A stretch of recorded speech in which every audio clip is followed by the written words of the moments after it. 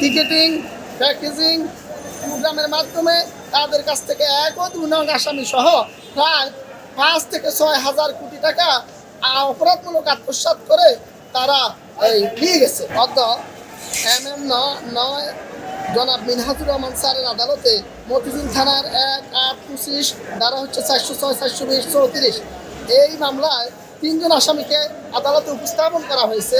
এই ৩ জন হলেন ৩ নম্বর আসামি এফআইআরভুক্ত ৩ নম্বর আসামি মোহাম্মদ সাকিব হোসেন, ৪ নম্বর সাইদ আহমেদ এবং ৫ নম্বর আসামি AKM সাদাত হোসেন।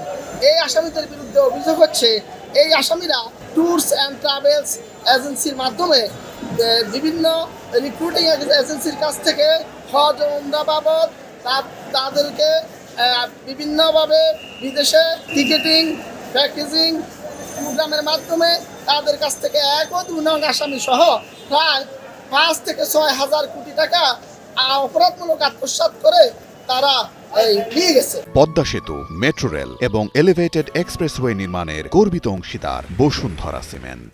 এই মামলায় এই ৩ জন আসামিকে আদালত উপস্থাপন করা হলে বিজ্ঞ আদালত আসামি পক্ষে জামিনের আবেদন শুনেছেন।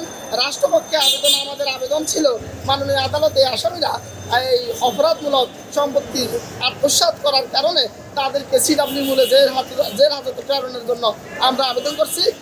আদালত রাষ্ট্রপক্ষের আবেদন শ্রবণান্তে আসামিদেরকে জেল হাজতে প্রেরণ করেন CW মূলে। আদালত বলেছে যে আপনারা কতদিন এই অফিসে চাকরি করেছেন, তারা ৭-৮ বছরের কথা উল্লেখ করেছেন। তখন আদালত বলল আপনারা এই দীর্ঘ সময়ব্যাপী এই অফিসে চাকরি করার কারণে এই অফিসের ১ নম্বর এবং ২ নম্বর আসামির যে এই প্রতারণার বিষয় আপনারা তো অবগত থাকার কথা, আপনারা সেই বিষয়টা অবগত থেকেও কীভাবে সেই অফিসে আপনারা চাকরি করে এই হাজার হাজার মানুষকে আপনারা প্রতারিত করছেন।